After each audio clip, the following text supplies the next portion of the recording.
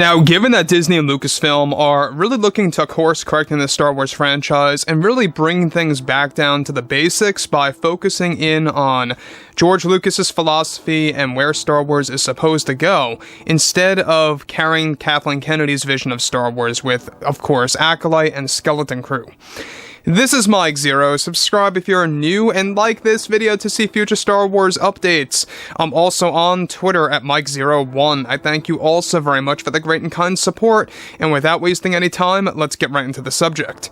Now, what's really great about Jon and Dave is that they are really focused on adapting not just Legends lore into live-action adaptations, but they are also focused on respecting the legacy characters and the core, familiar characters that a lot of fans grew up with the prequels and the originals, and how they can really adapt those characters into Mandoverse-era projects, and exactly how that's going to really blossom in the upcoming Star Wars shows, which, by the way, guys, a handful of those announcements will be revealed at this year's D23 event, which takes place in September, so keep your eyes open for that. We're going to also be getting a handful of new Star Wars movie announcements that will be centered around the Old Republic era. But moving on to the more important thing here is exactly what Jon and Dave are planning for a specific project, a specific scene to be specific, that's going to honor the original trilogy and aspects of Star Wars Rebels, such as Ahsoka Tano, as the center of the actual scene. Now, what's interesting about this is that right now Disney and Lucasfilm are developing multiple strategies to turn Star Wars around and to course correct it as fast as possible. Now, currently, one of the big scenes that both Jon and Dave are planning to do and film for Ahsoka Season 2 eventually, that has already been storyboarded and is being finalized for the script, involves a full-fledged moment where Jon and Dave plan to bring Ahsoka back to the world of Dagobah.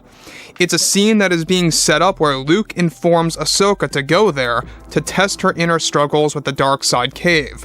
Now, during her travels to Dagobah in the illustrations, Obi-Wan's Force Ghost begins to appear before Ahsoka.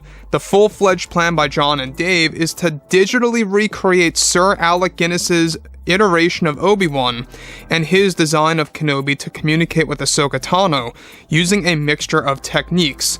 1. Ewan McGregor will step into the role, and 2. Archive footage and deepfake technology and techniques will be applied over Ewan McGregor's face to provide the proper performance of Alec Guinness's iteration of Obi-Wan. Now, let me just stop here quick before I get to the next segment of this overall plan by Jon and Dave. To me, I don't know about you guys, this is an expert plan on their end to really bring back Alec Guinness's iteration of Obi-Wan Kenobi by combining Ewan McGregor and archived footage to really deliver the best performance as possible. Now, you guys may or may not know this, but the reason why Lucas chose Ewan McGregor in the prequels, starting off with The Phantom Menace as Obi-Wan, is that he felt that he was the most similar, youthful version of Alec Guinness, and that it was a perfect match. And if you guys go ahead and look at them both, it really is quite crazy how similar they look. If you do age Ewan McGregor properly, he does kind of actually have that, Sir Alec Guinness design.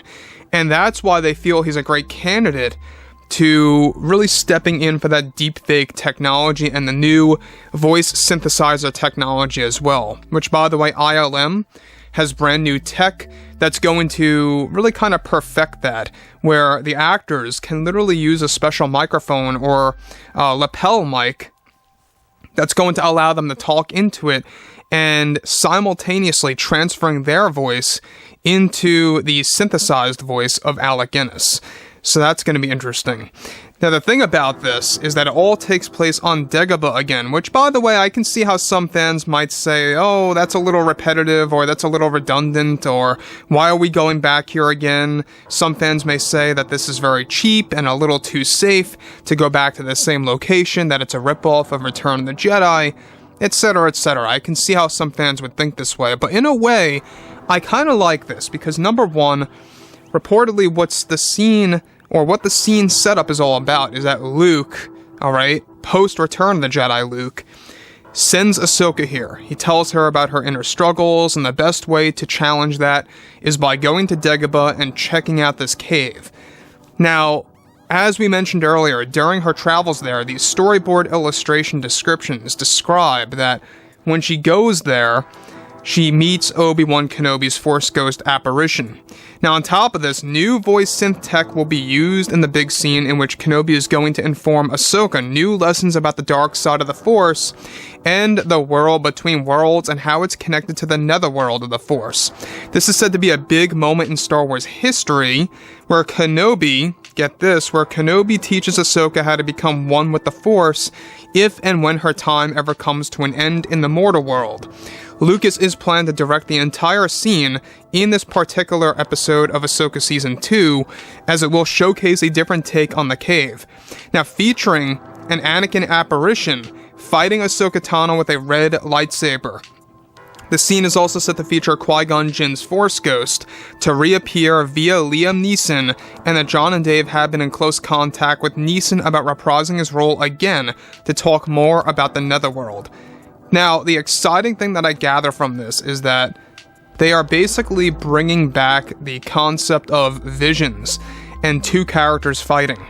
Now, Ahsoka in this moment is fighting an apparition, or a vision, whatever have you, of Anakin Skywalker wielding a red lightsaber. This is kind of like what Stuart Beatty wanted to do in the Kenobi series, by the way, where they were going to have Kenobi fighting a evil Luke Skywalker with a red lightsaber. Stuart Beatty talked about this briefly, about how it was one of his plans for the Kenobi movie before it turned into a series, and that you were going to get some kind of vision like that. Now, was that to take place on, Dagobah? We don't know. We're not quite sure. But this, in this scenario, is very interesting to say the least, about how they are planning to get Liam Neeson back in the role of Qui-Gon Jinn for this overall scene that takes place on Dagobah. This is almost like a new take on Return of the Jedi or Empire Strikes Back, where you have the Force Ghosts warning, Luke not to go to Bespin to save his friends, or when he goes back to Dagobah to visit Yoda as he dies, and then Kenobi's Force Ghost appears before him where he sits on that log, giving him a lesson and really giving him that revelation about how Leia is his sister.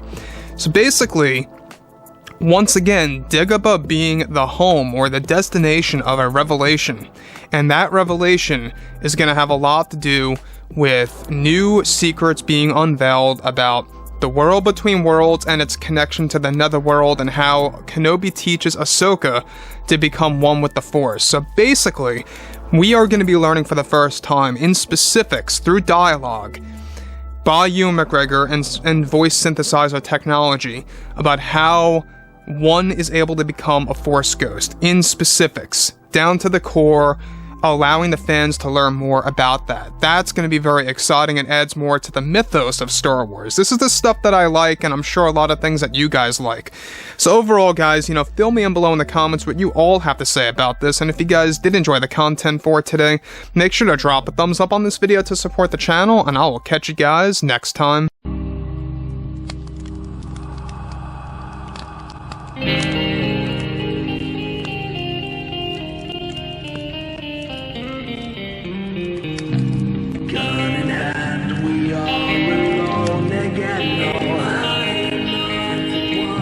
From night to moon.